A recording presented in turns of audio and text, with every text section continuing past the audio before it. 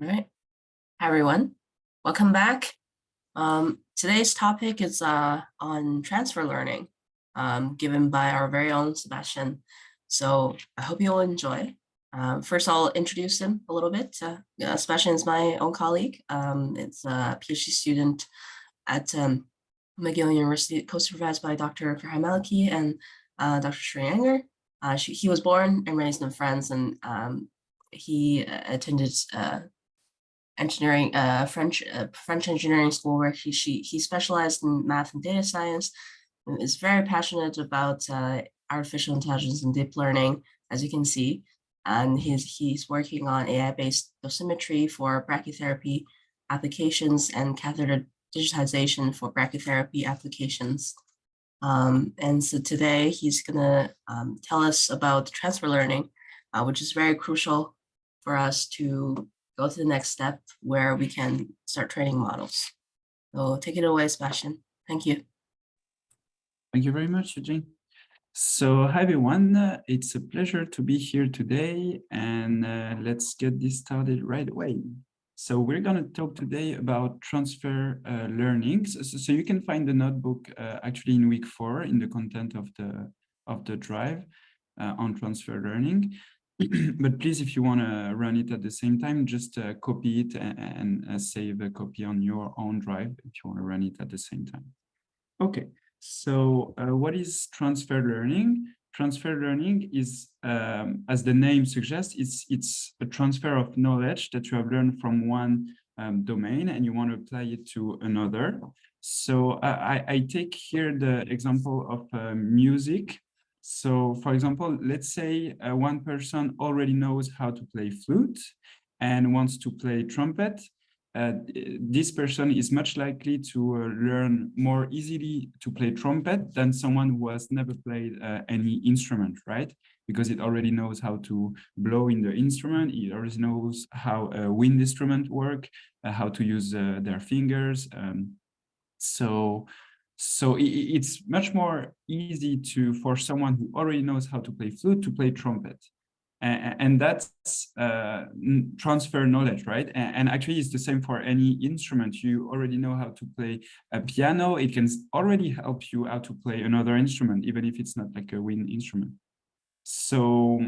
So that's the idea, like in real life. And actually it's the same for many different domains. Like for example, sports. If you have already played a racket sport, like let's say you have already played tennis, you will learn more easily how to play a tennis table, ping pong, than someone who has never played any racket sport, right?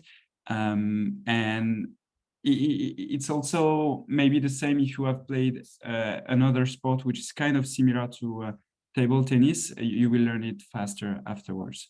So actually, it is exactly the same thing for neural networks, because what you have seen so far is that you train the neural network from scratch, which means you have randomly initialized neural networks and you want to train them without previous knowledge. And this notion of transfer learning, we can apply it to neural networks as well. And that's what we are going to see today, because actually, as you may already know, to train neural networks, you might need to use GPU resources, because they make the computations faster. And they make your training faster. But one issue with that is that not everyone has access to GPUs, or maybe your GPU are not as efficient as other GPUs. And also, you don't want to reinvent the wheel. Like if someone already learned something for you, why don't you just reuse it? So that's the idea of transfer learning. You don't want to every time redo everything from scratch. You can already use something that's out there, that has already been trained, that already has some sort of knowledge. So how can transfer learning benefit your work? So basically the idea is we train a model, and then we keep the parameters, their values, and we use them on another task. So you have a better initialization by using these pre-trained parameters than if you used a random parameters. So you have a better initialization, and in general, it leads to higher final performance during your training, and also faster training. This might not always all true, but that's the general trend. So using transfer learning, you can train a model faster and also get better performances. So that's why we're interested in transfer learning, because sometimes it's hard to tune a model, come up with the right parameters, etc., to get good results. Transfer learning is a really easy way to get good results with deep learning. Okay, now how to use transfer learning. So as I said, you will train a neural network on generally a big source data set on a specific task. This will help you specialize the parameters of your model to create nice features from the data. And then you apply these parameters that you have trained on a big source data set to your maybe smaller target data set, which is like maybe some different task, but you can still make use of what you learned on the big source data set. And in computer vision, we are very, we often use ImageNet datasets. Why? Because ImageNet is today the biggest natural image dataset available. And actually, you have a lot of models already available, already trained on ImageNet. So we're going to talk a bit about ImageNet. And here I just linked some useful resources. So Stanford Computer Science Department showed the different types of transfer learning you can do and in what case you can use them. Then you have a nice also PyTorch tutorials on transfer learning. Only problem is that you can't run it because there are some missing pieces. So if you want to run something, just try with this notebook. And we are going to make use in these Colab notebooks of two very useful things from the Torch Vision API. So first one is their data sets.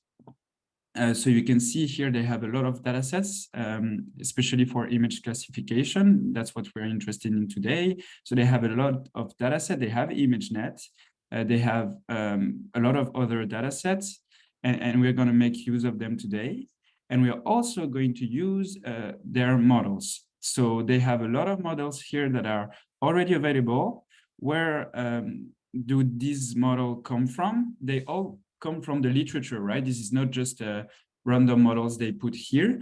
These models have shown previously, it was previously published. They have shown good performances on classification tasks, and that's why they're all reported here. And why do we have many of them? Because they have not been all introduced at the same time.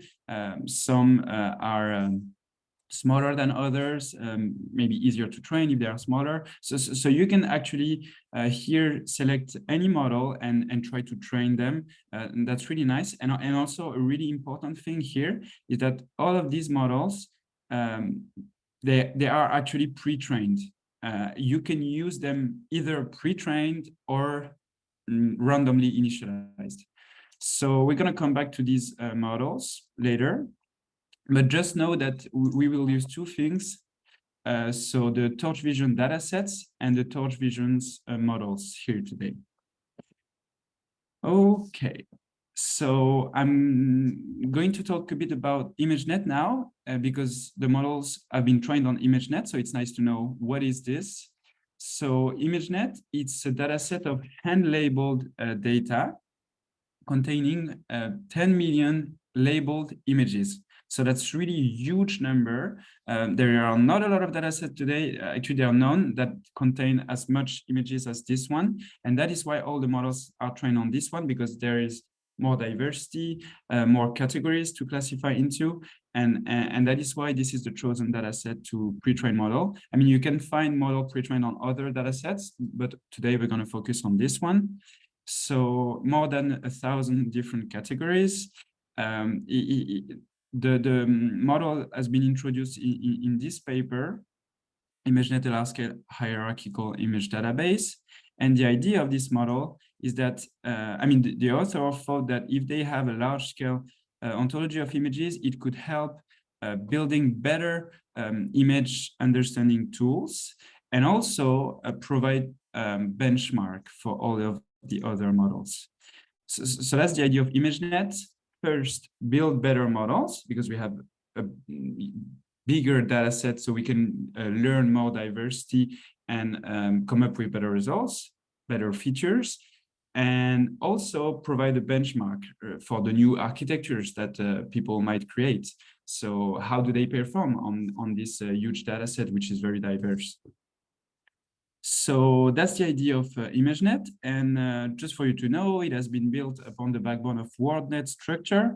So WordNet structure is a hierarchical structure where you have categories of, you have different categories and subcategories that go up to, for example, different kinds of dogs and different kinds of boats. And that is the different categories that we need to classify into when training on ImageNet. And all the data was collected using Amazon Mechanical Turk, which is an online tool made by Amazon to label images. So basically you had real humans labeling these ImageNet data sets manually. They had access to like Wikipedia links to make sure, okay, do I really understand this is like a husky dog and not another kind of dog? So they had information and they had to label the data. Now, because humans can make mistake, each images has been labeled by 10 different humans, and at the end it's just a voting strategy to get the real labeled data. So this is ImageNet, really huge data set, 10 million labeled images, 1,000+ categories. And this is the data set that we are going to use model pre-trained on it, okay? Let's get started with the experiments now. So, in order to run this notebook, I think it's much better if everyone uses a GPU. So in order to use a GPU, you just go to runtime, change runtime type, and here instead of none, you select GPU. What it means here is that Google Colab make GPUs available for people, freely available. So that's a really nice way to get a GPU and to train your models. There might not be the biggest GPUs ever, and you might not have full control over them, but you can still use GPUs for training, which is really nice with Google Colab. So do this if you want to train the model. And now let's get started. So the first experiment we're going to do is actually, you can see the content table here. So we're going to do two experiments. One is going to be using ImageNet pre-trained models. And the second one is going to be, we're going to pre-train our own model and use it afterwards. So these are the two experiments of today. So first we need to do some imports. So mostly we are importing things from PyTorch library. And we are also importing things from Torch Vision. We will plot with Matplotlib and those kind of libraries. And I will also take this opportunity to show you TensorBoard, because like the technical content today is not does not bring a lot of new things compared to, for example, yesterday where you have done classification with CNN. So I just added this to show you something else, but mostly we're going to talk about transfer learning. So ImageNet is going to be our source data set, which is very big, which we have learned from. And now I chose a downstream data set. Our target task will consist of classifying on this downstream data set, which is Oxford flowers. So this is available on a Torch Vision dataset. You can see here on the PyTorch documentation, you go to Torch Vision datasets and you can access this dataset with really one single line of code. And this dataset, as you can see on this link, it has been created by the United Kingdom. It consists of 102, as the name suggests, flower categories. And you have between 40 and 258 images per categories. So this is going to be our target dataset. So let's try to load it. So first we load the data by using this single line of code, really nicely available from the Torch Vision library. And let's print the first element of this dataset. So if we print it, the first element, so index 0, it's a pill image, so pillow. I think you have seen it with Dr. Bardia Koshravi. So pillow, it's a library to deal with images. And then what is this 0 here? It's the label of the data. So it belongs, this pillow image belongs to category 0, okay? And you can actually plot these images and see what they look like by just looping through this training data set. You take different indexes and we can, for example, print their class, print the size of the image, and also show the image with this show method that works with pillow images. So here we can see first that all of the images belong to class 0 here. You can see class 0, class 0. It's the same for all of the other images. Actually, the flower look the same. I'm not a flower expert, but it looks like they belong to the same category. And also, they don't have the same size here. So we already think, okay, there's going to be some pre-processing to do. We need to homogenize all of this and put them all to the same size. So yes, 3 observations we make here. First, image are in pillow format. Image are ordered by class, because here we plotted the first 5 images and they're all from the same class. So maybe we want to do some shuffling for not to have all of the same class in the same batches, and also they are not of the same size. So in order to correct these sort of problems for training, we can just use a transform, and we're going to see that later. So as you might already have seen in previous workshops, we need loaders that are able to feed our data batch by batch to our model to learn with the gradient descent formalism. We need like small batch sizes. We need small batches because we cannot pass all the data and make a gradient descent on all the data at once. It requires too much memory, so we do it stochastically by using small batches. So this create loaders function, what does it do is it just uses exactly the same function as we used here. So we call the data set, so torch vision data sets, and we choose the data set we want here. It's flower 102. 102, but now this function is more generalizable. It can be used on any torch vision data set, so that's why I take this as input. And then we download the data if we need to, and we apply some sort of transform. And also I set the batch size, because once you have the data set, you can create a data loader for the data set. And the data loader, what are the arguments? First, you can say the batch size, so into what batch size you want to cut your data set into. And we specify here that we want to shuffle the data with shuffle equal true, because we don't want all of the batches to contain like the same class every time. We want the model to be able to learn something that's relevant to many classes at the same time for the gradient descent steps. Workers is just because sometimes you can load the data with many different workers to feed them fastly to the GPU. So here in Google Colabs, unfortunately, we only have like 2 workers available, 2 CPUs, but in a real computer, you can change this number. And then drop last, what is this argument? Let's say you have 10 images and you have a batch size of 3.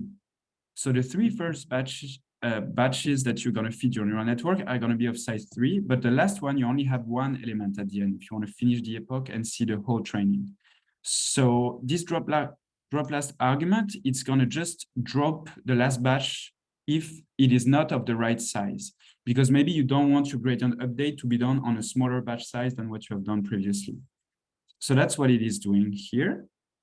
And but we don't really care about this because we shuffle the data. So at each epoch, these are not going to be the same elements that we drop. And this is only if the size of the data set is not divisible by the batch size.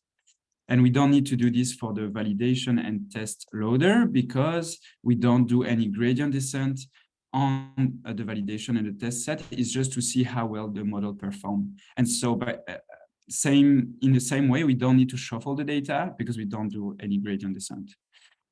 Okay, so this is just to create loaders. And there are two types of data set in Torch Vision. Some have the split parameters that you need to fill. So it can be either train, validation, or test. And some don't have this split parameter. They have the train arguments. And the train argument is either true for the training set or false for the testing set. So some data set only have train and test set. Some data set have train, validation, and tests. So that is why I created this if else clause. But basically, we are doing the same thing here and here. It's just that we don't have the validation data set for this second else clause. Okay, so now we have created so far function that creates the loaders for us when we choose a dataset from Torch Vision. An important thing to know is because we want to use models trained on ImageNet, we need to know how ImageNet images were processed during the pre-training.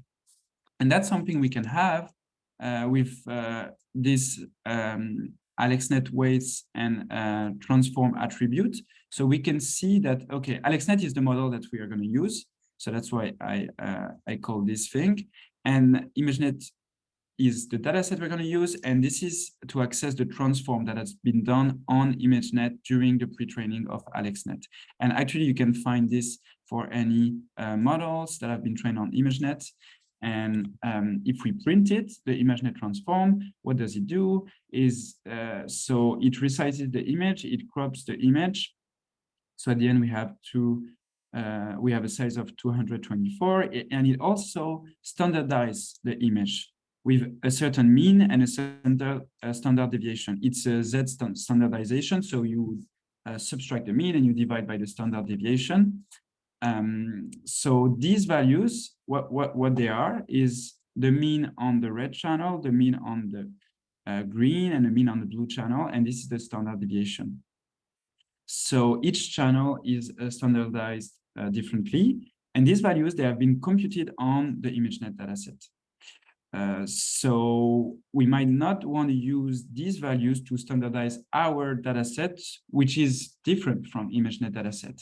But what we will need to do is also come up with this mean and standard deviation to have the same preprocessing as they had during ImageNet pre-training. Okay, so any questions so far? I don't see the chat actually, so I'm gonna continue. Sebastien, there's one question regarding how to choose batch sizes in the chat. Well, okay, so batch sizes. So this workshop is not really about how to find the best parameters for your training. It's more about how to use transfer learning. But in general, you want a bigger batch size to have an update on the gradients that is more relevant. If your batch size is bigger, then the update on the gradients is more relevant on your data set. So you want the batch size that maximize the use of your hardware, which is the GPU in general that you're using. But sometimes having a too big batch size doesn't really help. So here I just went with like a standard batch size, but I did not try to fine tune it. But what you can do in real life is also try to use some sort of grid search to test what is the best batch size. But rule of thumb is that you want a batch size that maximizes your GPU memory. Yes. Okay. So what I'm doing now is I'm creating a data loader for this Flower dataset. So if you remember here, I feed a Torch Vision dataset and I create all the loaders that I make available through a sort of dictionary. So here, that's what I do. I use this transform. This transform is basically the transform that ImageNet dataset was transformed on. The only thing is that I don't have normalization here. And And I need to find these values for normalization, the mean and standard deviation. So what I do here, you might think this is a stupid thing that I did. It chose a batch size, which is the entire size of my data, but I did this only to compute normalization and normalization value, like mean and standard deviation. This is not for the training. This is just like a short time thing. And actually, if you look at the length of the dataset, is indeed 1, because we have 1,020 samples in our training set. So what I do here is I loop through my training set. So basically this loop is going to be executed once because I only have one element in the loader. And I compute the mean of my images on each channel. So here I plotted the size of this image variable.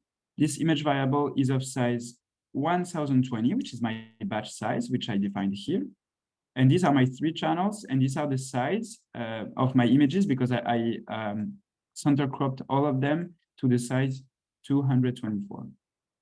So this is what we have here, the torch size. And then I can just, this is a really nice thing with NumPy and torch libraries, you can just select any index on any of the axes. So basically I can say, okay, I just want the first channel of all of the images contained in my batch size. I just want to take the red channel. And by doing this, I can very simply compute the mean on this channel, and I can do the same for the green channel and blue channel. And I can do exactly the same thing to compute the standard deviation. So that's what I do here. The only thing that I really want is to get this normalization value to create a new transform. So this is the values that I obtained, and we can see that the means here on different channels, they are not the same as for ImageNet. Here we have 0.48, 0.45, 0.40. Here we have 0.51. I mean, they are different.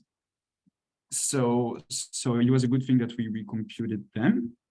So now we create a new transform, and this time this transform is going to be used to create the real loaders that we're going to use during the training, because now we can normalize them. So the data are now pre-processed the same way as were ImageNet data during the pre-training.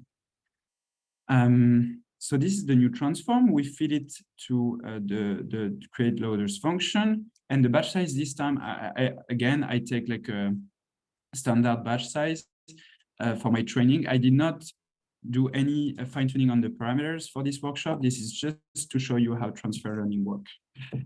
Okay, so now I have my loaders that I can already use for training. I can plot the images and to visualize what's inside my loader. So I'm gonna explain this function. So basically I go through, I iterate through my loader and I plot the image. So image, I think you have seen Matplotlib in previous workshops. So I just show my image. And as you have seen earlier, the channel dimension is before the X and Y dimension. So what I do here is I just move the channel dimension to the last dimension. So basically I take these 3 here and I put it here because that's the way Matplotlib imshow function works. It needs the RGB channel to be the last. So if we visualize the images that we have, so first we can see that they're all of the same size. There are different labels, so the shuffling worked. And also images colors don't really look natural. Why is that? Because we normalized the data. And also you get these warnings when you run this function, because maybe the data after you normalized it, it does not, it's not anymore between 0 and 1. Maybe it's below 0 or above 1. So the Matplotlib image showing library, it just clip the values between 0 and 1. So you end up with images that do not look as natural as the first images we plotted here, but that is the input that the neural network will take to train.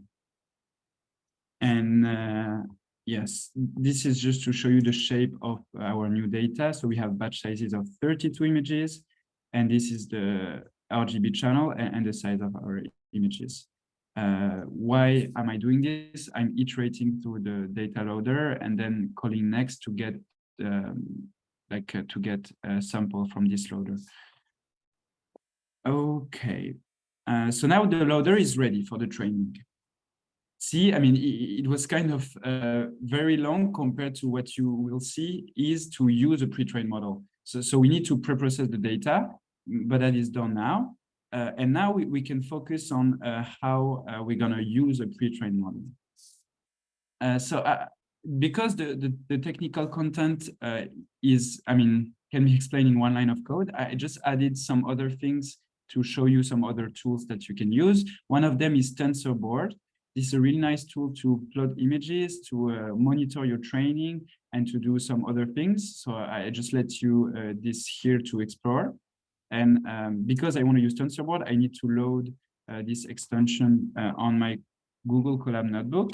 This is really just because this is an IPython notebook, but if you do it on a Python script, let's say you run on a VS Code or this kind of thing, you don't need to load like this, but now you need to in the Google Colab. So this is just to remove any previous logs if I already ran the notebooks before. And this is calling actually the TensorBoard. So we're going to come back to this later during the trainings so that we don't lose time. So I'm going to come back to this later. But now let's focus on what we're going to train. So I chose, during this whole notebook, I chose simple models that you can train on this Google Colab notebook, because some models are very big, a lot of parameters, complicated architecture, they are difficult to train. It takes a long time to train one epoch. Here, I wanted something that you can train on this notebook. So I went with simple models. Again, I did not create the architecture myself. All architecture are published. This AlexNet has been published in NeurIPS conference, and it has shown good results. It was like a few years ago, but still, that's a simple architecture from 2012 that we can use here in this notebook. So this is what the architecture looks like. If you remember your workshop from yesterday, in classification, what you want to do is you want to down sample your images with convolutional layers to create features that are smaller and smaller. And then you want to feed these features to a linear classifier that is going to make the classification between your different classes. So that's the architecture we're going to use in the first part of this workshop. Again, first part is using ImageNet pre-trained models. Second part is we're going to pre-train our own model. So you can recreate this model by just coding the architecture, because it is published, it is described, so you can really code it yourself in any of the deep learning libraries. It can be Torch, it can be TensorFlow, it can be Keras, it can be Caffe, it can be any library. You can code it yourself, but it requires manual work. So here I manually wrote all these lines. Maybe you find the code online, but you're not sure it is really the exact architecture. So you need to check.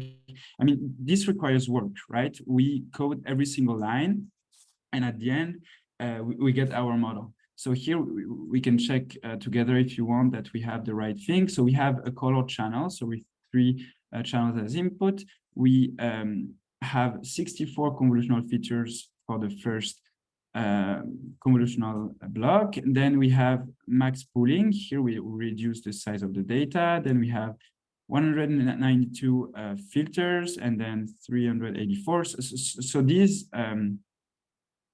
this model corresponds to AlexNet model from the paper. So the only argument that this model takes as input here is the number of classes. And why it is used here is because we might want to classify between a different number of classes. Here, we want to classify on the flower dataset, which contains 102 different categories of flowers. So that's why we chose 102 here. And if you plot your model that you just created, you can find back all of these things that you just coded previously with these lines. So you have features step, which is all of these convolutional blocks. And then you have classifier step, which is all of these linear layers. So you can find all of them back here by just, printing your model. And what you can see is indeed here we fed the input of 102 flower categories, and we have these output features here. So this is the manual way. You code every single layers. You have to make sure you don't do any errors. And at the end, you get your model. That's really nice. Okay. There is a much simpler way to get an architecture, which is, for example, using Torch Vision already available models. And actually, that's one line of code to get like a pre-trained model, to get an AlexNet pre-trained model. That's really one line of code. It's really this line, which is we call AlexNet model from Torch Vision models. So we basically run this function and we get the model. And we might want it pre-trained, so we feed the argument pre-trained equal true, or we might want it not pre-trained. So here pre-trained equals false. So let's run this thing. Oops, I created a new cell. Let's run this thing. So here we create our two models. It's two lines of code. One of the model is pre-trained, the other one is not. And if you print it again, you can see that this is almost exactly the same thing as what we did, what we had before, except this thing, the output features. So first thing, one line of code here to get the pre-trained model, whereas here we had to code the whole class. Okay. Only difference is this output features number. I mean, feel free to check it yourself, but the only difference is the output features. Why is that? Because these models have been pre-trained on ImageNet. ImageNet contains 1,000 different classes. Our flower dataset only contains 102 classes. So now you have the model pre-trained on ImageNet, that's nice, but you cannot really use it right now because it outputs probabilities for like 1,000 categories. So you need to change this last thing. How do you do that? You can easily access this specific layer by going through the model. For example, you take your model, you call the classifier attribute of it. So here you get the sequential list of all the layers, and you call index 6. Index 6 corresponds to this linear layer, okay? And you can just basically write something else. So you can change only this layer by accessing it via this simple command, and you can change it to whatever you want. And here what we want, we maybe don't want to change the classifier number of parameters, but we want to change the output number of parameters. So here we have, again, 102 flowers categories to fine-tune our model into. So we're going to just change this output features number. And let's do it. So we just print again the model, and now we can see the output features changed. So that's what we want. And actually now we can use this model because this is exactly what we coded in. Again, we had to code the whole class, and this was one line of code, and we had just to tweak a bit the final layer. So, okay, I don't know why I had this thing. Yes, I take this opportunity to show you a nice tool to see what your model looks like, because let's say you did not code it. Let's say you just loaded the model with this one line of code. Sometimes it might be cool to have a simple way of knowing what's inside the model. And this summary, I think, shows a nice characteristic table of your model. And it shows also the output shapes and the number of parameters, the total number of parameters, the size of your model. So I just thought this was nice to show you this.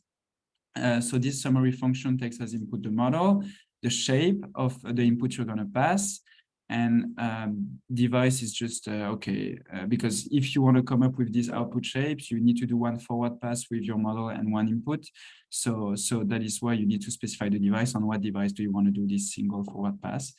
But yeah, this is nice because the model is very sequential. So you can basically read it line by line and you will still understand what's happening. In some model, you have some residual connections. You maybe have two branches for your model because you have several inputs. In some model, it might not be super readable with this. That's also one of the reasons why I wanted to show you TensorBoard, but we are going to come back to this later on.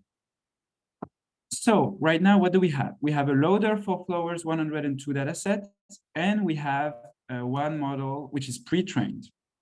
And actually, we also have another model which is not pre-trained from Torch Vision, and another model from our own making that is not pre-trained as well. So we have two unpre-trained models, one pre-trained and one dataset to train on. First thing we can do here is, what about we try to visualize the parameters that we have to just see what it looks like, trained parameters and non-trained. So that's why I coded this visualize weights function. What it does is it goes through the model features and the first layer. So what does it represent is you go to the features part of your layers, you take the first convolutional layer, and then you take its weights, because each convolutional layer has weights and biases. So you take the weights, and what we're going to do here is we're going to take every single kernel from 1 to 64, because if you remember, this has 64 kernels, and so we want just to plot all of them and to show what they look like. So yeah, just for this to show you, each weights matrix is 3 channels and 11 by 11 kernels. 11 by 11, again, that's from the architecture, AlexNet. So now let's plot the weights for the model that I created line by line with my own class. And let's see what they look like. I'm just going to run the two others. So we can see here that all of the filters kind of have random values. That's really logic. It makes a lot of sense. Why? Because if you look at the Torch documentation of convolutional 2D layers, here it's well specified that the value for the weights of this convolutional layer, the values of these weights are sampled from a uniform distribution with parameters related to the sizes of the kernels. So that is why you have random initialization. That's what the function provides here from the Torch API. And again, if we take the model that's not pre-trained, that we got with one line of code with Torch Vision API, we see the same thing. Here we have random weights because this model has not been pre-trained. Now, let's run the same thing with the model pre-trained on AlexNet. What do we see here? Well, we don't see something random. We see kernels that have learned things. Here, for example, this kernel might have learned to locate, vertical lines. This one is more horizontal line. This one is trained to look at the texture of the image. So these kernels clearly already have learned something. So that's a first visual step to make sure we have learned something with the pre-trained model. So you can see pre-trained kernels, non-pre-trained kernels, really different. So knowledge is already there. So now that we have pre-trained model and loaders, we can just train the model. Let's get started. So I created a class for my trainer. Why did I do this? Is because I'm going to do many trainings during this workshop. So I just wanted to make things easier. But basically, nothing from this is new from the workshop that you have gone through in the previous weeks. Nothing is new except the TensorBoard logging part, which is just 2 lines of code. So when I say nothing is new, so this is just, I pass all the parameters to make them available to my whole class by feeding them to self attribute of my class. I am using cross entropy loss, just as you did yesterday with the classification. There's nothing new. And optimizer is like a classical one. This is the stochastic gradient descent. And yeah, then you have a training step. You need the image and label to be on the same device. It can be either GPU or CPU. Here we're going to use the GPU today. Then you zero the gradients. you feed the images of your batches to the model. It's going to predict something. Then you can compute a loss with the criterion, which is here the cross entropy loss. And then you can use the backward function to compute the gradients of each of your parameters with respect to your loss function. So how do changing one parameter will affect the loss function? And then you can take one step with your optimizer. So if you remember the gradient descent, you optimize the parameters regarding the learning rate and also the gradients. And that's your step to update the weights of your parameters. And then this the prediction, you have one prediction for each one of the class, and the actual prediction you want is the class with the highest probability from your output. So this is one train step, and this is the training loop. What does the training loop do? Just as a reminder, you go through each epoch. You can specify the number of epoch you want to train on. And at each epoch, you go through the whole training set. You make your prediction and update on the weights with the train step function, which is here. And then you can compute the accuracy of your model, for example. So here you just need to know how many images you had on the batch to be able to know, okay, what accuracy do I have at the end? How many images do I predict correctly over the images that over the whole number of images that I made a prediction for? So that's how you compute the accuracy. You have a total number of images that you increment here by the number of images on your batch size, and you have a number of correct predictions. So the prediction that you made was equal to the labels of the data. So it was correct. So the total correct by the total of prediction gives you the accuracy. And then the loss function by images is given by the loss that you sum the loss for each one of the images and you divide by the total, you get a loss, an average loss for each images. We can print this loss and accuracy for each epoch. And then let's say we have a validation set, because as I said, sometimes in Torch Vision dataset, we don't have this validation set. We can evaluate on the validation set. So that's what we do with the evaluation function. It is basically doing the same thing as the training step, except that we do not want any updates on the gradients for this step. And this is the only thing new here on this class is this is the logger. So we add the scalar values of the accuracy for the training set and for the validation set for each epoch. And we're going to see what it does with the TensorBoard in 1 minute. But basically, we log the values of our loss and our accuracy during the training of our model. And once we have done, once we are done with the training, we can just close the logger. So everything you have seen from previous workshop, only thing that changes here is because I wanted to show you TensorBoard. So first thing to check when you train your model is, do I have a GPU? This information is given by the Torch CUDA is available function. And I set my device to CUDA. CUDA is just specifying that you want to use a GPU, because the GPUs that we use for deep learning are CUDA available GPUs. So basically, there are almost all of them are NVIDIA GPUs, and you can run this NVIDIA SMI command. So this is terminal command when I have this exclamation point here. So, and you can run terminal command in Google Colab by just using this thing. So you use NVIDIA GPU, we can see that we have a Tesla T4 GPU that we can use for the training. So right now we have everything. We have a loader, we have a model, we have a training class, and we have a GPU. So let's move on to the training. Okay, so first, before moving on, I just want to add the graph of my model to TensorBoard in order to have something to show you during the training. And let's get this started. So we create a trainer instance of our class. We created with the pre-trained model. So we want to use the pre-trained model here. We want to use Flower 102 dataset.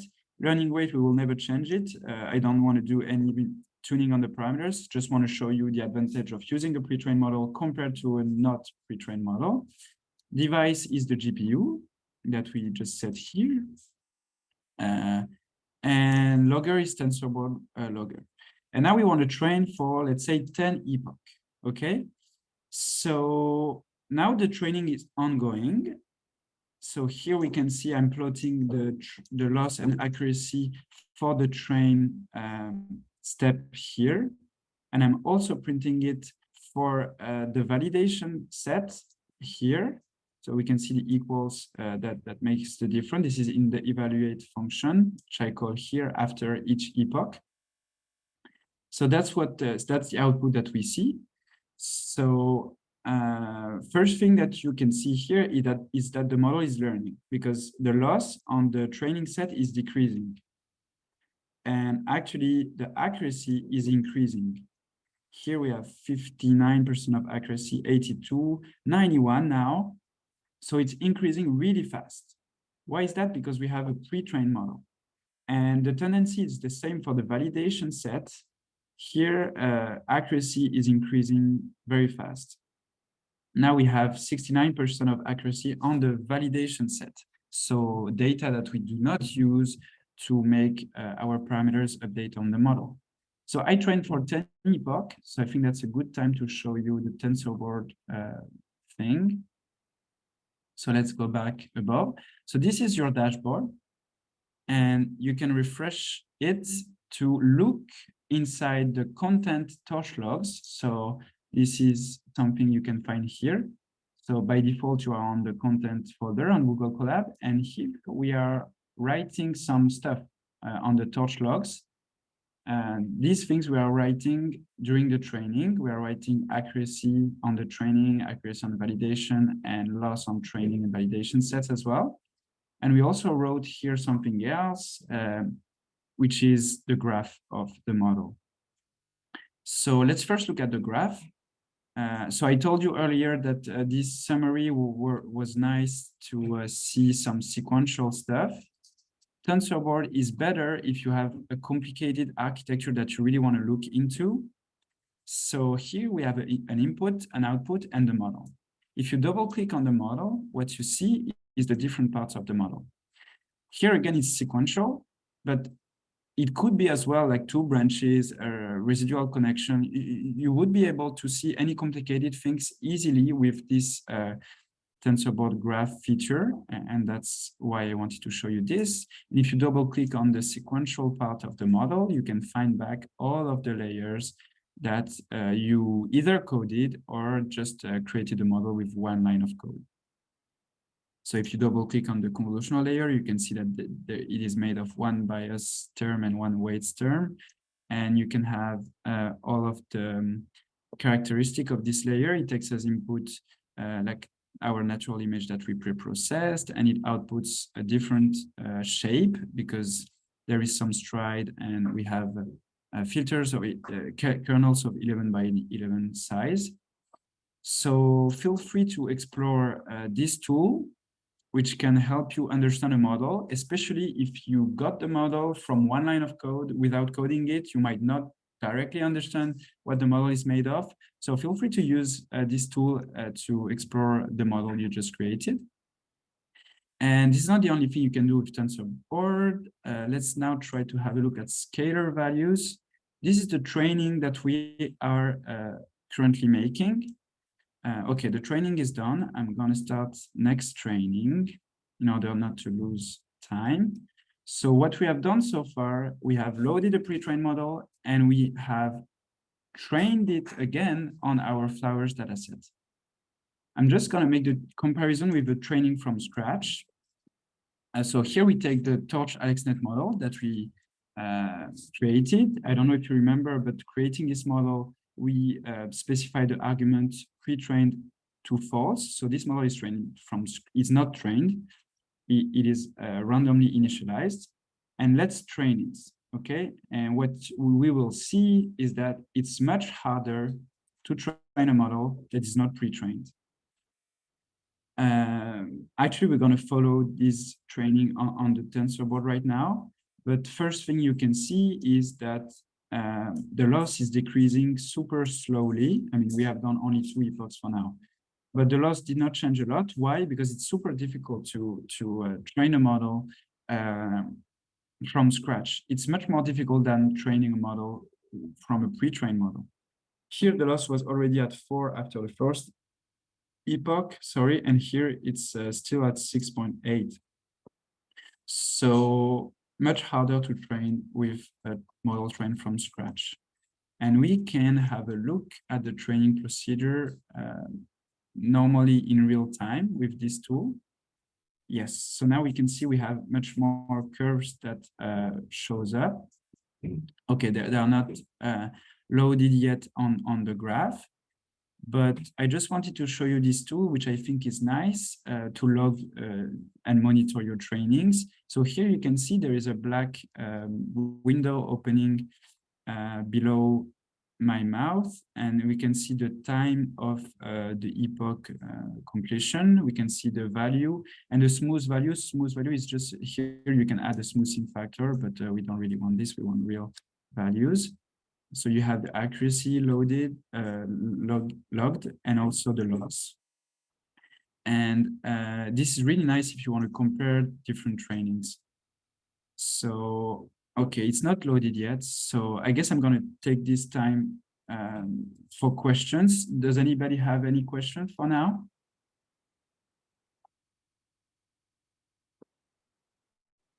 Okay, I'm going to stop sharing, maybe to check out the chat. Okay, I see that Dr. Maliki and Eugene answered a lot of questions. Oh, I see a question from Andrew. Do you need to pick the same optimizer as the pre-trained model used? So there is no rule for what optimizer you need to use. Here in this workshop, I'm just showing that it's easier to train a pre-trained model than a model from scratch.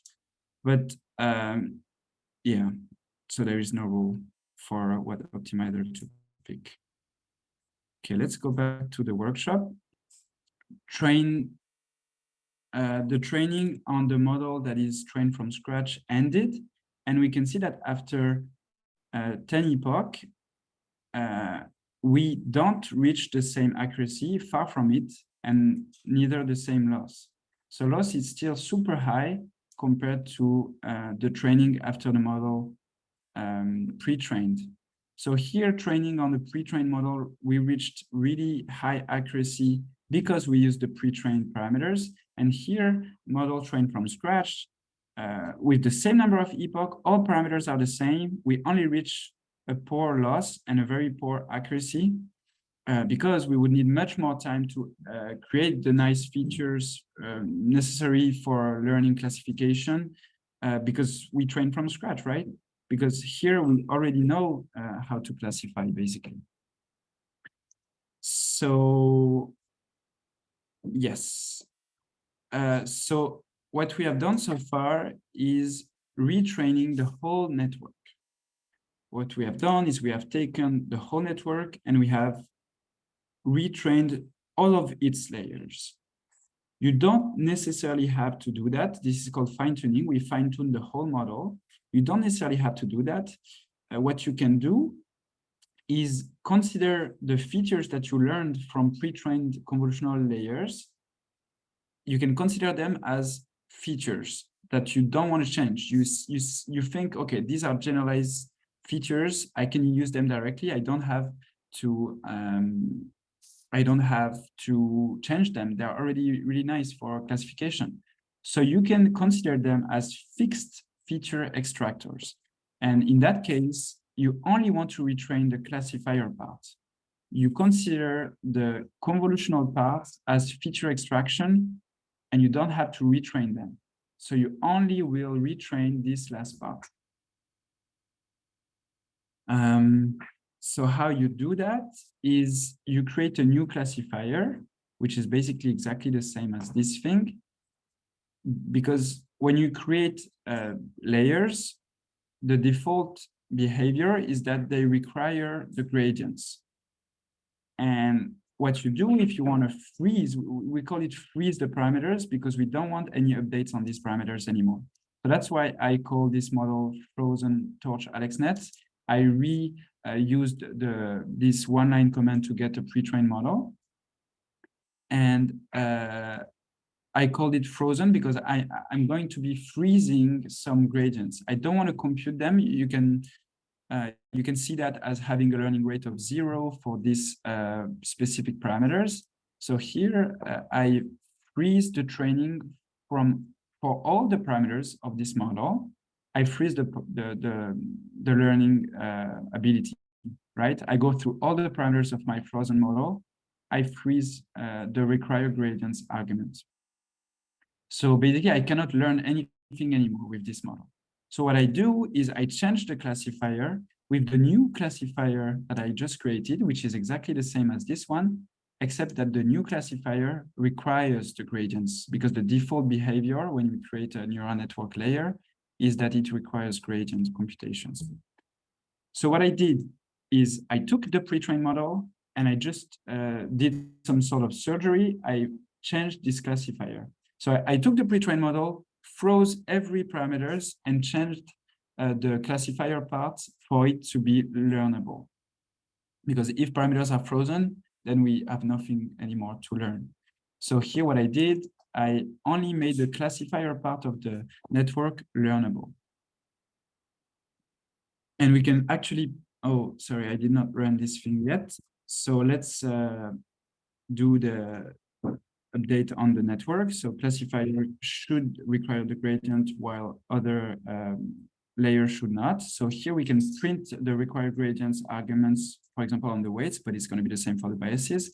So for the classifier, we indeed require the gradients. This is set to true, require grads.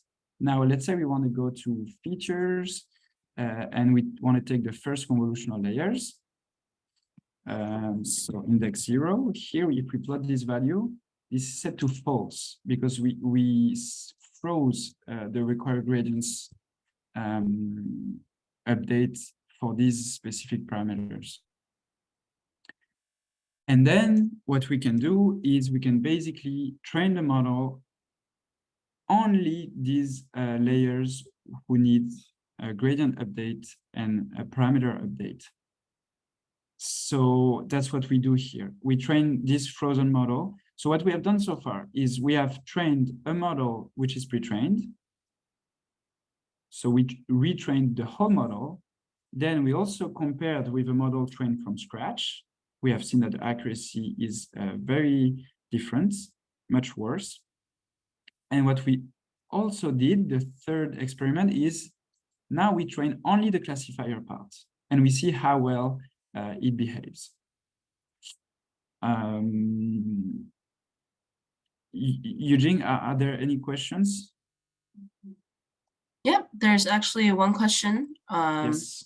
regarding when a pre-trained model does not exist, are there some default patterns that can be loaded into the kernels as starting point? So like if there's not an existing pre-trained model, what do you do?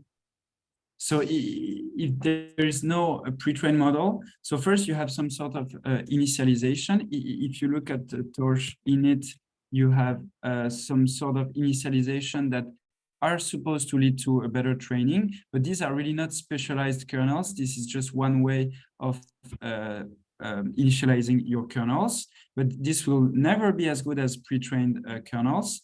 But what you can do is you can create your own pre-trained kernels. And that's what we're going to see in the part 2, in this second part now.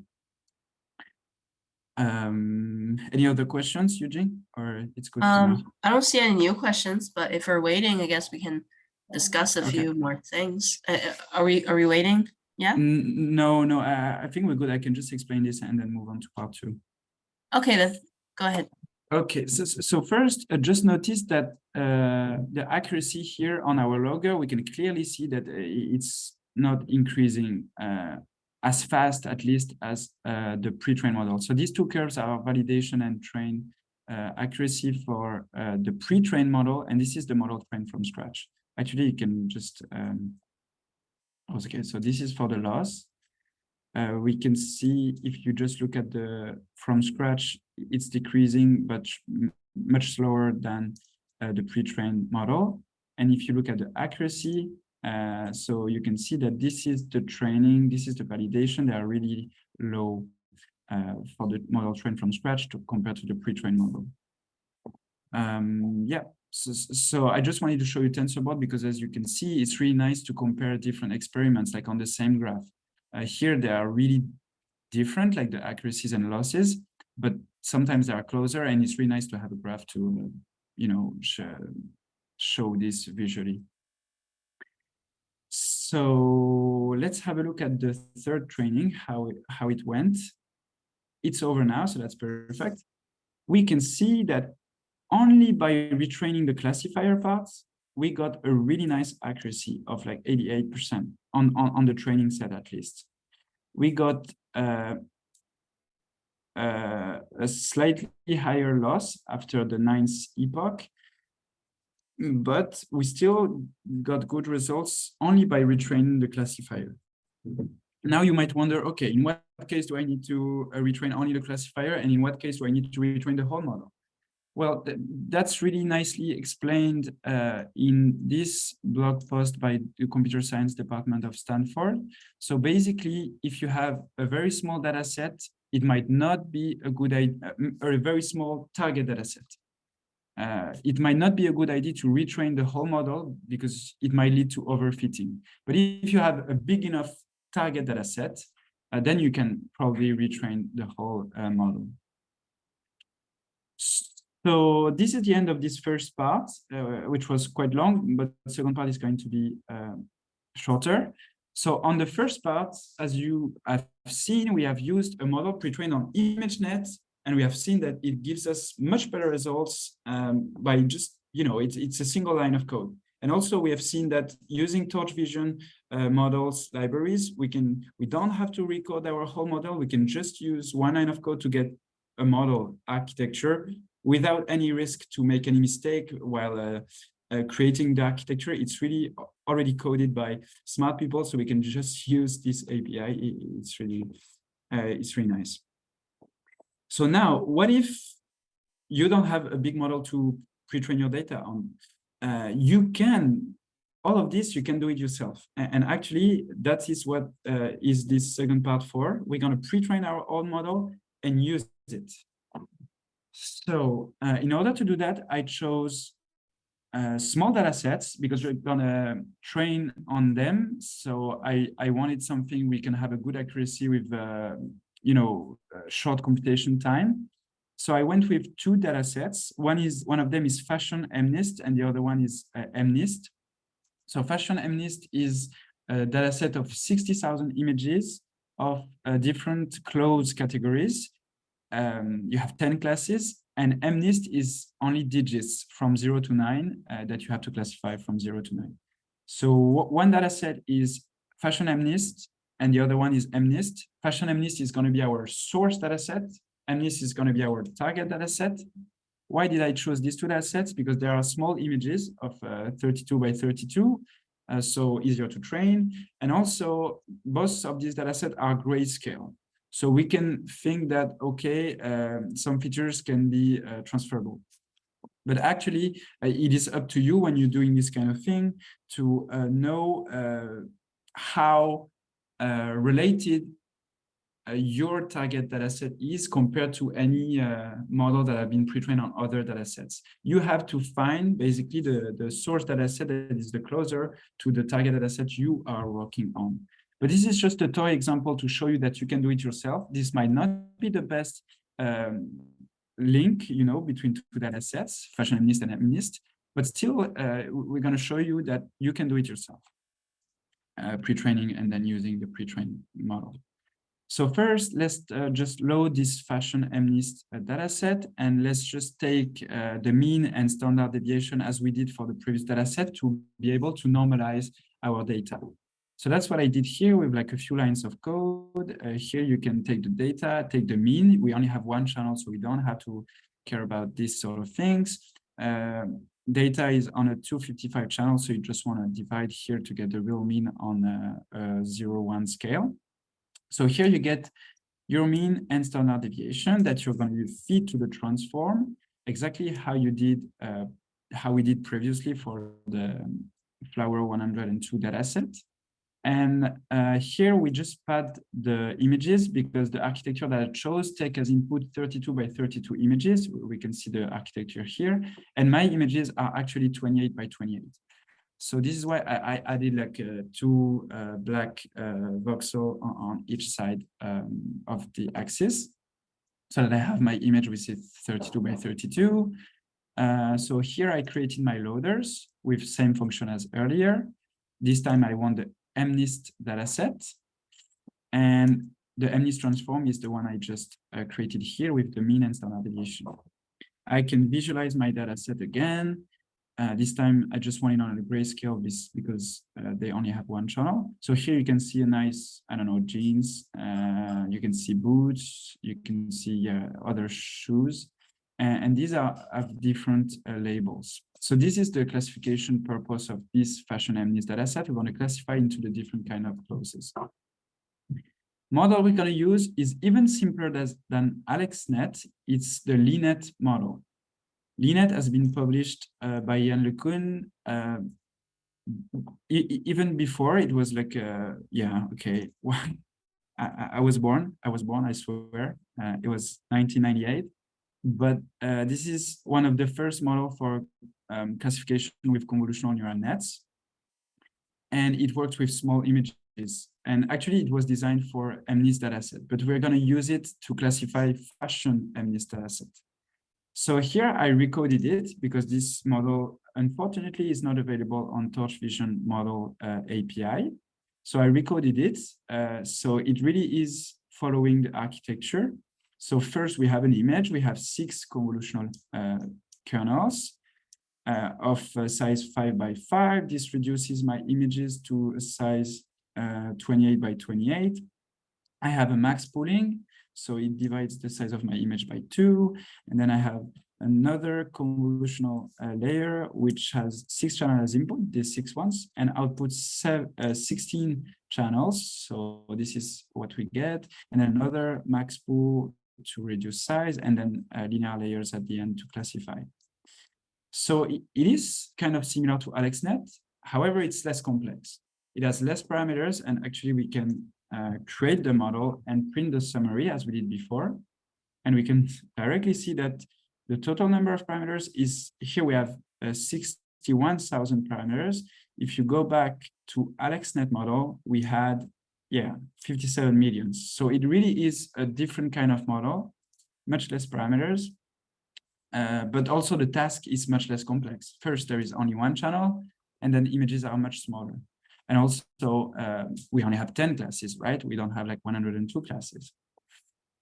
So let's train now. We train a model from scratch. We train it to classify MNIST data, fashion MNIST data, so our clothes, into the 10 different categories. Here, we don't want to log, because there is no validation set for this data set, so we don't want to log performance on validation, and we don't want to log anything. So that's why I set this to true, to false. And we are training some epochs there. So let's train. In the meantime, Eugene, are there any questions? Oh yeah, I see. Oh no, actually there's no new There's questions. no question. Yeah. So just a summary of what we did. In part 1, we took a model trained on ImageNet and we fine-tuned it on another task. In part 2, what we are doing now, we are doing our own pre-training on fashion MNIST dataset, and we will use these pre-trained parameters on another dataset. So right now, what we are doing is we are training a simple architecture on fashion MNIST dataset. And we can see that we are learning something. Here, I do not plot the validation loss and accuracy again, because there is no validation set for this fashion MNIST dataset. So we can see that the loss is decreasing throughout the epochs for the training set, and the accuracy is increasing. So we are indeed learning something here. So the parameters that we learn are used to classify clauses. but maybe we can use them to classify some different things, like for example, digits with the MNIST dataset. That's what we are going to see very soon. I just have 4 epoch to finish. So I hope that that's not too much, but the idea is using pre-trained model help you get better results. You can use ImageNet if you work on natural images and your data maybe is similar to what ImageNet is trained, what ImageNet is composed of. But you can also use different kinds of pre-training. And right now we are actually pre-training our own model, and we are gonna fine-tune it on a different data set. So while this is finishing, I'm just gonna jump ahead here on the MNIST. So the MNIST dataset is also a big dataset of 60,000 images. But in real life, what you have is that the source dataset where your model is pre-trained is generally composed of many images, and your target dataset may not have as many images. And that's why you want to use transfer learning, because you're not able to get good results with your small dataset. And that's why you need to have features that are already learned on a bigger dataset. So one problem that I have here is that MNIST is also 60,000 images. And I don't need transfer learning here. I can learn with 60,000 images, I can learn to classify between 10 digits. So what we will do is we will reduce the size of this data set. And we will reduce it wisely because we still want to keep images for each one of the classes. So we will take a certain percentage of images per different digit class. Okay, so we can evaluate the model that we just trained on the train set, on the test set. And here we have 89% of accuracy on the testing set, which is nice. Now, crucial parts. Where do these parameters come from? Well, it's really just you save their values, because parameters at the end, they are just like numerical values. You can just save them by using this torch save function, and you pass it the state dictionary of your model, and you just give it a pass. Here you can see we should, yes, this just appeared. So we have the Linet model trained on fashion MNIST here because we just saved it. And what is it that we saved? If you just print the state direct the dictionary, what is it? It is really just a dictionary of values corresponding to the different layers of your model. Let's say you had classifier, the second layer, you have one weight, one bias. It is really just a dictionary. You map every component of your model to its values. So that's what we just did. We just saved the parameters of the model we have trained. Now let's go to the downstream task. We're almost done here. We just fine-tune the model on the downstream task, and then we are done.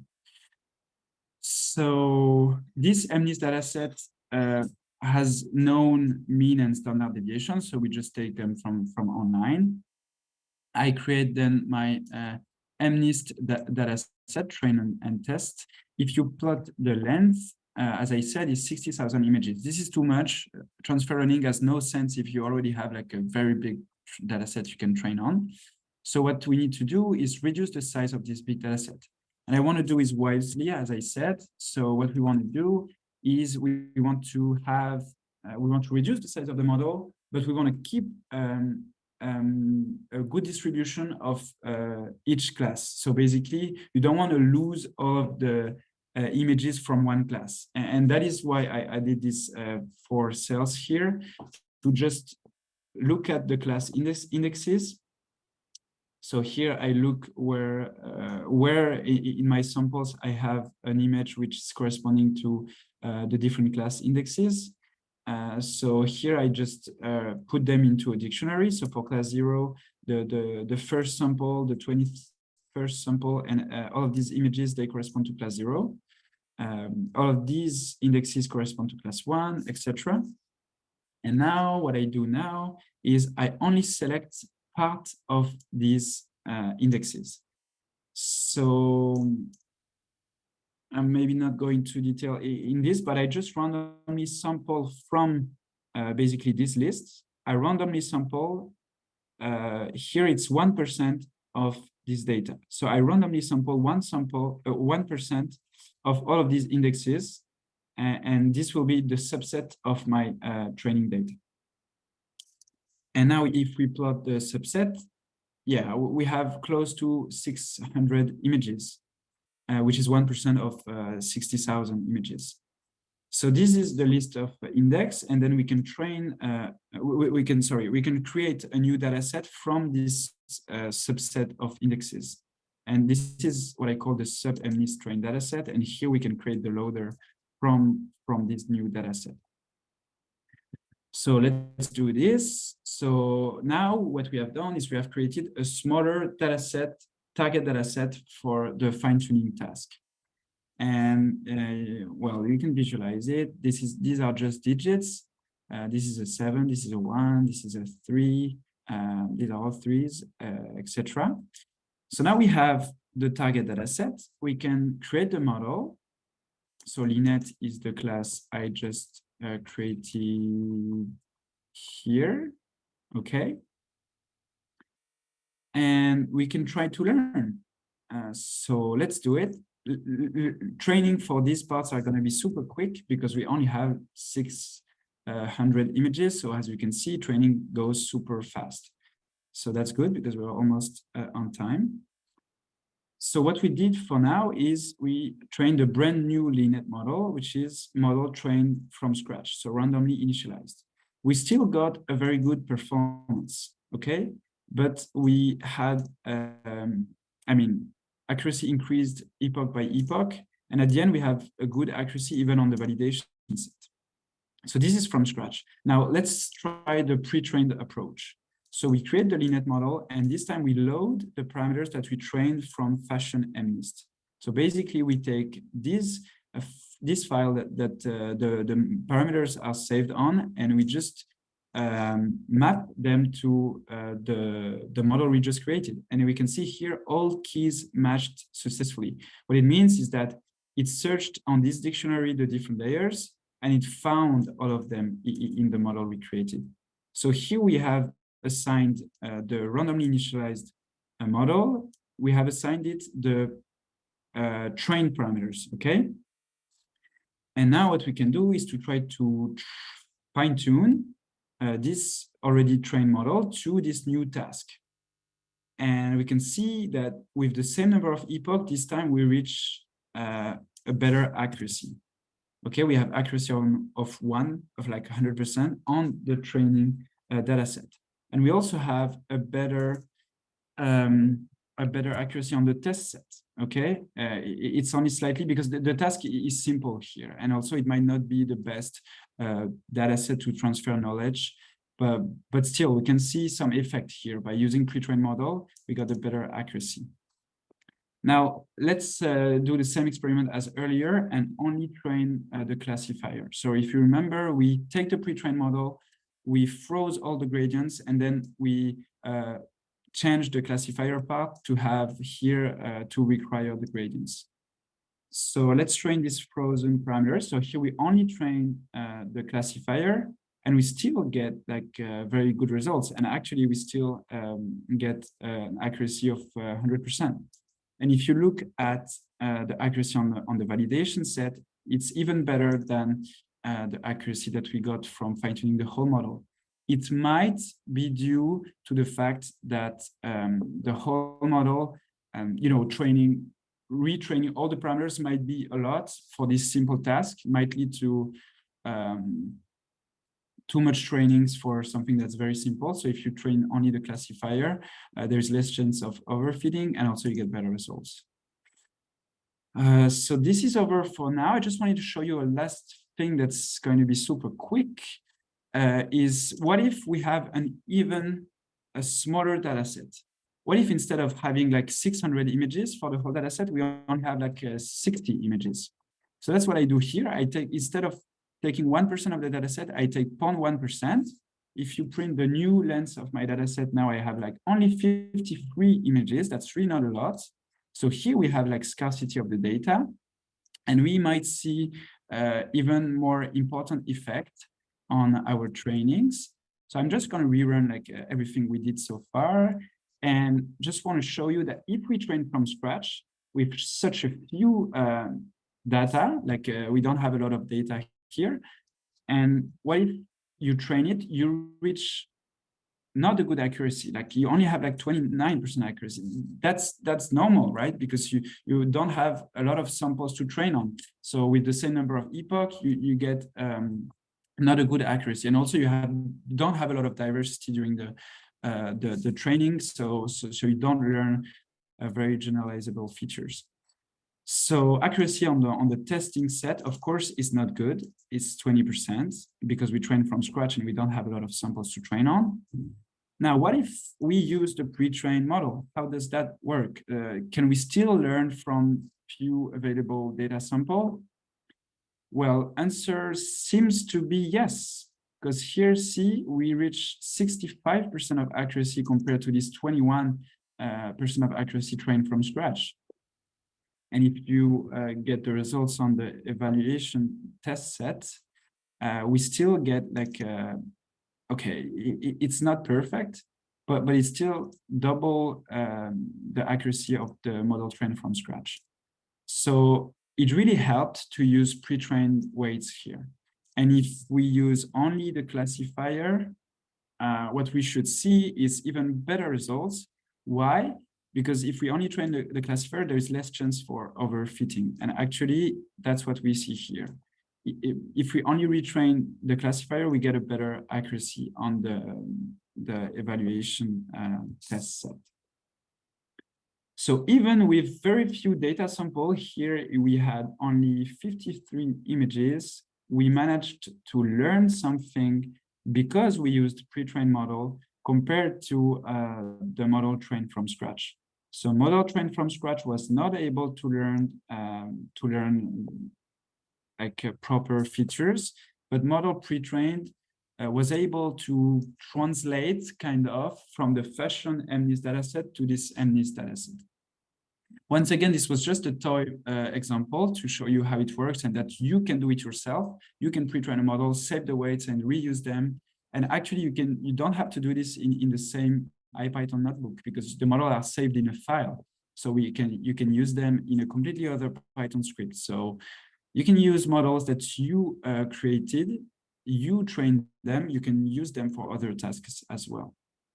You don't necessarily have to use ImageNet. But if you have a problem that might benefit from using ImageNet pre-trained models, just do it because ImageNet is a really big data set with a really nice diversity in the data set. So just do it. But if you can't, you can maybe come up with your own way of pre-training a model.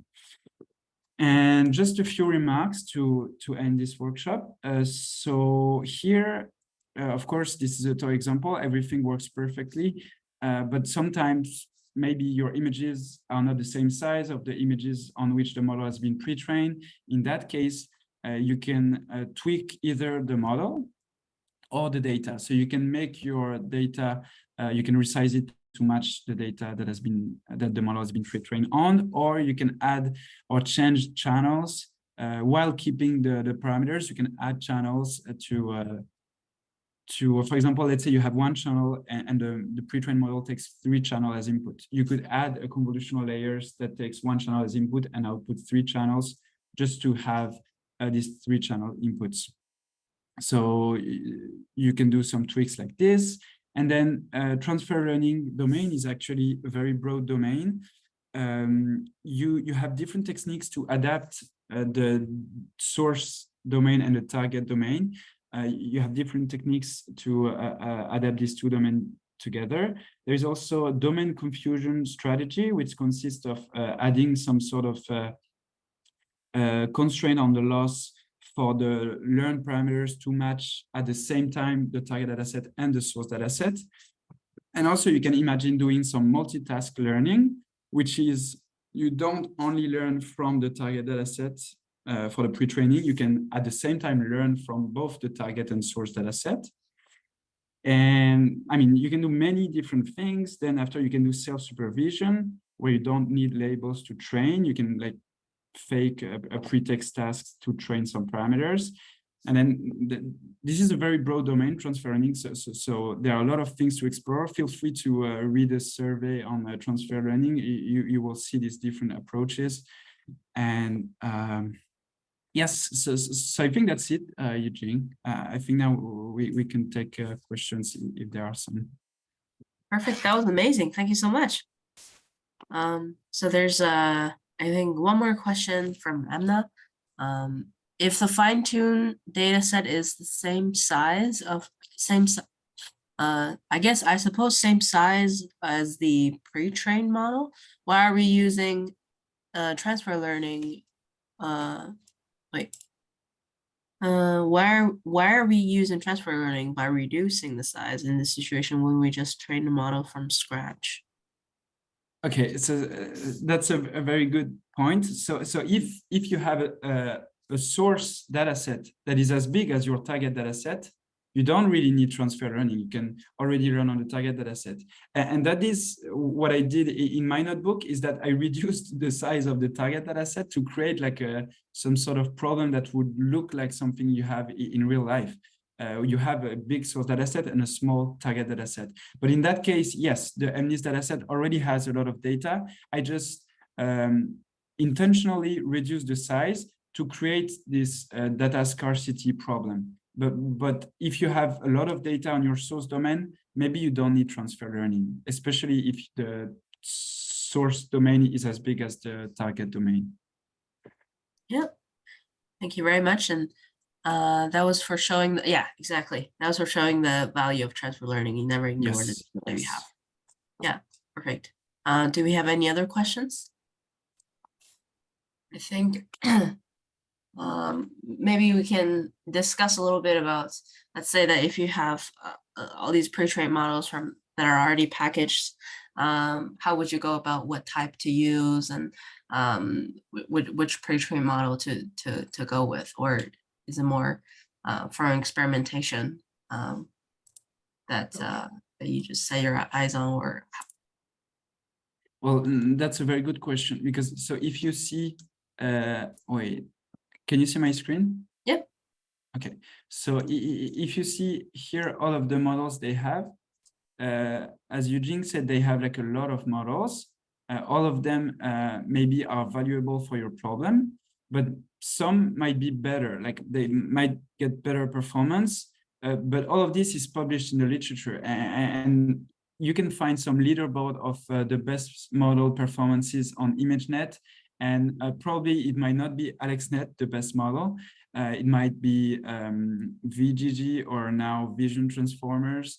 But these models are bigger and bigger. So if you have the resource, like the GPUs, the time of GPUs to use these models to fine tune on your own data set, probably you want to use the model that has the better performance on ImageNet. But if you don't, you can still get good performance by using smaller models, as we just did in this workshop. And also, I think it depends on the size of your target data set, because if you have like a very small size, you probably don't want to fine tune like the biggest model ever, because it might lead to overfitting. I don't know what you think about this, Dr. Maliki, but I think that's. Yeah, I agree.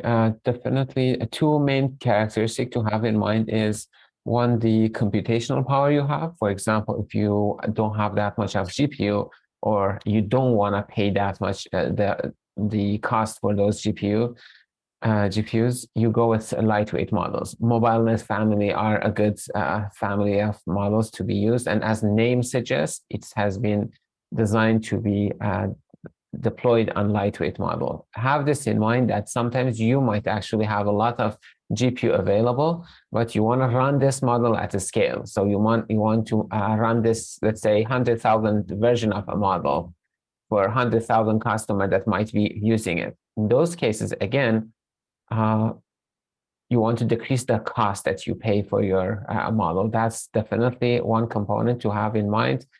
there are a lot of research on making model lightweight. That's interesting area of research still. The other areas Sebastien suggested is your data set. So if you have a small data set, perhaps if you use large models, models with very large number of parameters, it's a little bit challenging to train them. One idea, if you want to use those large models, is to freeze actually the features, those, for example, convolution layers, and just learn the last classifier layer. That's a common approach. But if you want to train everything from scratch with a small data set, it's challenging. The other things to have in mind also is that how similar your data set is to the data used for training this pre-trained model. So if your images are natural images, there is a very good chance that all of these models work well for you. But if your images are something very different, let's say X-ray images. So X-ray images are very different from natural images. In that case, you need to perhaps freezing the features might not actually lead to the best model. You might need to use a lighter model where you can actually retrain or fine tune the features as well. So that's what in general I can suggest. Perfect. Thank you both very much. Do we have any other questions? If not, so I just want to, there's more, there's another question by Andrew. Is saving and loading the model state dictionary, is saving and loading the model state dictionary the way that machine learning is deployed as a service?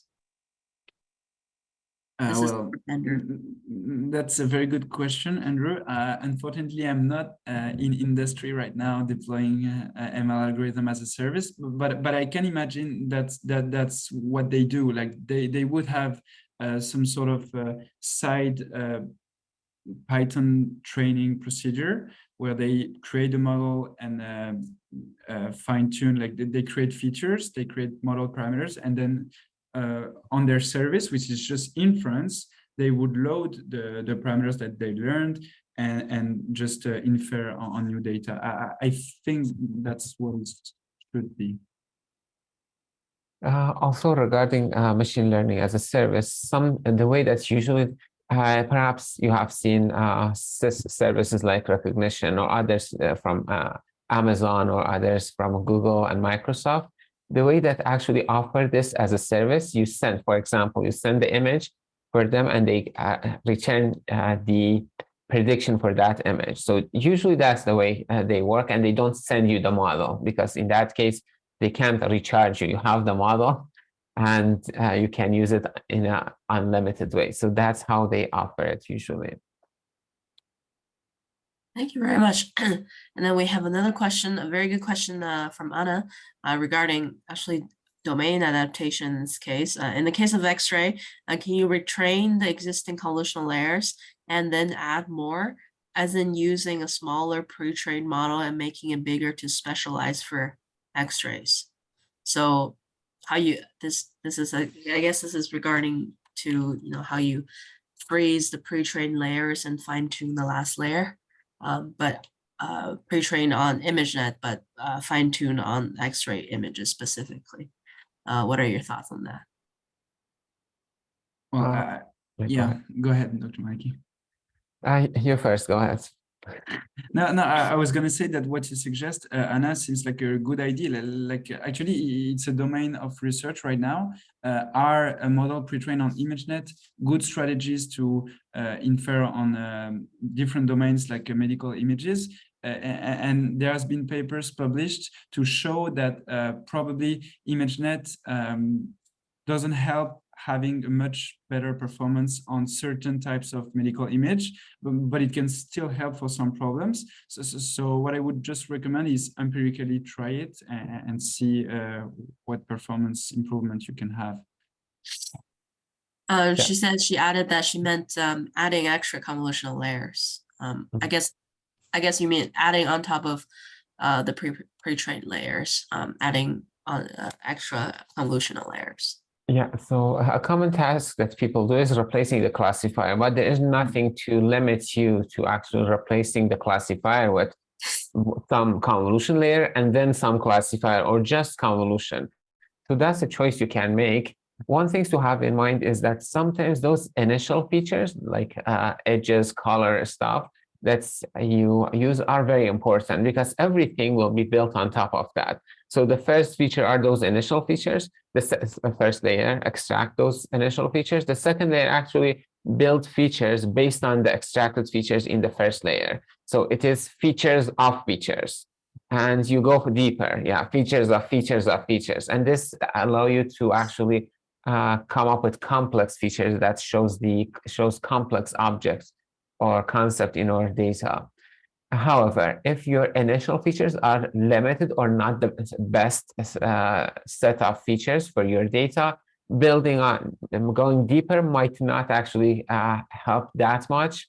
One thing is always you can do, you can freeze the features, train the model, add layers, and then train the new layers, and then unfreeze the features, and again train the whole network. That's in most cases are helpful, but in general, this is a area of research, and definitely it's worth trying for different projects as well. Yeah. Overall, would you say this is more an empirical process than a set formula? Well, there's always a rule of thumbs for different tasks, but I think it's more empirical than you just Yeah, we'll just have to try it out. yeah, absolutely. And also depends on many factors, as I mentioned, how much data you have, how similar your data set is compared to the data set the model has been trained. So those are factors that you can't come up with. A rule of thumb is something always you can use, but there isn't a specific formula that tells you, oh, use this approach or that approach. Yeah. All right. Thank you so much, Sebastien. That was a wonderful workshop. And thank you, Dr. Maliki, for your answers as well. I think if there's no other questions, we can end it here, and we will upload the lecture on YouTube. And Yeah, we will have thank you more so information regarding phase 2 on the research projects as soon as possible. Perfect. We'll have a tutorial for this session. As you know, this session is actually a very important one because it gives you, the skills you need to train a model on a different problem, on a problem that are perhaps something you are passionate and you want to solve that problem. So it is a very strong tool that you have in when designing this model and training this model. We'll have a tutorial this coming week, and we try to have a couple of different times, so you have a chance to actually, if one of them doesn't work, you can go to others. Perfect. Thank you so much. All right. Thank Thank you you very and much. have a good day, everyone. Have a good day. Bye-bye.